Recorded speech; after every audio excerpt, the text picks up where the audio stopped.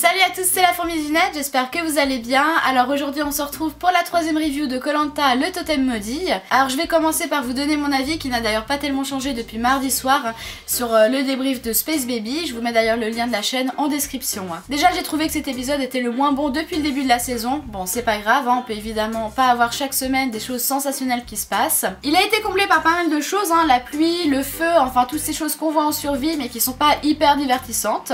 Sauf quand on éteint le feu avec une marmite. On est donc au 7e jour de l'aventure et j'ai vraiment l'impression qu'il pleut tous les jours, voire même plusieurs fois par jour. Ça doit être la saison des pluies là-bas. Évidemment ça joue sur le moral, on a vu que faire du feu c'est bien plus compliqué, donc ils peuvent pas manger chaud ou sécher leurs habits.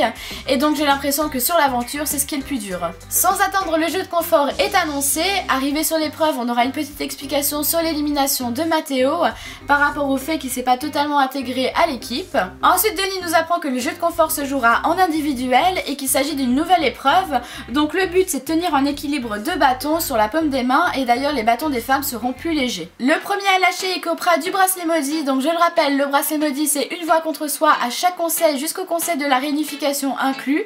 Et on va pouvoir voir qu'il est cumulable. Les deux premiers gagneront de la nourriture ainsi qu'un avantage, mais on verra que c'est être chef d'équipe. Mais encore une fois, je suis pas sûre que ce soit un avantage. Évidemment, il va commencer à pleuvoir. Alors personnellement, j'ai trouvé que c'était quand même une épreuve assez dure. Déjà, au bout d'un moment, les muscles se tétanisent, mais en plus de ça, le poids des bâtons doit sembler de plus en plus lourd.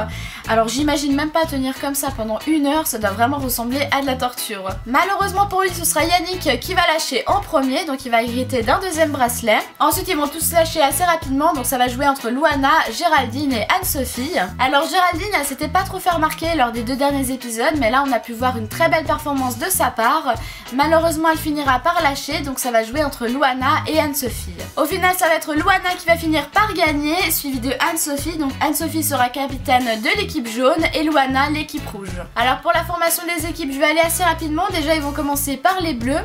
Donc Luana va choisir Maxime, Samira, Fouzi et Géraldine. Anne-Sophie va prendre Colin, Olga, Alexandra et Benjamin. Et ensuite pour les verts, Luana va choisir François, Jean-Philippe et Pauline. Et Anne-Sophie va prendre Nicolas et Seta. Et on finira donc par les violets. Donc Luana va prendre Jean-Charles et Ambre. Et Anne-Sophie choisira donc Bastien, Yannick et Stéphanie. Voilà, la recomposition est terminée. D'ailleurs on va pouvoir voir que dans chaque équipe il y a 5 ex-bleus. Chez les jaunes, on aura Yannick avec 2 bracelets maudits et chez les rouges, Pauline avec 1 bracelet. De retour sur leur camp, je crois que la production a essayé de faire passer le temps avec ce que j'ai appelé la quête du feu. Alors chez les rouges, ils vont essayer de faire le feu, ils vont réussir, bravo à eux. Mais comment vous expliquer? En fait, ils vont mettre 2 bambous sur le feu histoire de faire tenir la marmite.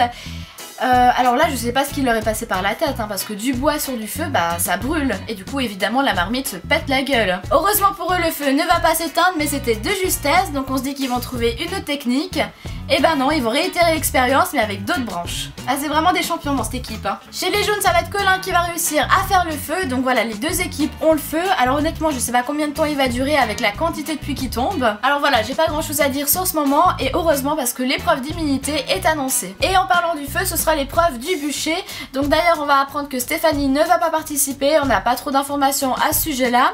Donc chez les rouges ils vont devoir se mettre d'accord et choisir un membre de leur équipe qui ne va pas participer. J'ai trouvé ça d'ailleurs étonnant qu'il n'y ait pas de tirage de la boule noire, mais au final c'est Géraldine qui va se porter volontaire. Donc personnellement j'aime beaucoup cette épreuve, c'est vrai que c'est un classique sur Koh Lanta, mais elle permet toujours de voir la cohésion dans une équipe. D'ailleurs François va innover en marchant sur les bambous, ça s'était jamais fait, d'ailleurs je sais pas pourquoi parce que c'est vrai que c'était un petit gain de temps. Sur la majorité de l'épreuve ce sera les rouges qui seront en avance, au final les jaunes vont les rattraper, donc voilà il y aura eu peu de suspense et ils vont gagner. Évidemment on aura la pluie, mais ça j'en parle même pas étant donné qu'elle est présente sur quasiment tout l'épisode. De retour sur leur camp et en attendant le conseil, on aura un long moment de pas grand chose. Alors chez les jaunes, on va reparler du collier imaginaire de Seta, ce fameux collier que personne n'a vu, qui d'ailleurs n'existe pas évidemment. Voilà, la rumeur se répand de camp en camp et Seta, bah ça l'amuse beaucoup j'ai l'impression, et il faut dire que nous aussi. Alors je sais pas exactement comment ça va se terminer, si ça se trouve elle va vraiment trouver un collier et du coup ça fera sens, mais en attendant ce collier imaginaire perdure. Et chez les rouges, on va aller voir en discussion par rapport au prochain conseil. Petite frayeur de Jean-Charles qui se blesse non pas avec la machette mais avec un bambou. Heureusement pour lui, c'est pas grave et du coup il revient. Il y a aussi François d'ailleurs qui cherche un collier dans les marais et qui le trouve. Ensuite ça va être l'heure du conseil. Alors tout portait à croire que c'était Pauline qui serait en danger étant donné qu'elle a un bracelet maudit. Mais au final ça va jouer entre elle et Samira. Samira qui a d'ailleurs fait un petit discours juste avant les votes. Alors je pense que ça lui a un peu porté préjudice étant donné que c'est elle qui va quitter l'aventure. Et voilà, j'ai terminé. Donc pour résumer cet épisode, il y avait beaucoup de pluie, la recomposition des équipes qui arrive beaucoup trop tôt et des moments comblés par la quête du feu. En tout cas, j'espère que ma review vous aura plu. Si c'est le cas, n'hésitez pas à liker la vidéo et à vous abonner à ma chaîne pour rejoindre la fourmilière. On est d'ailleurs bientôt 500 fourmis, donc n'hésitez pas à vous abonner.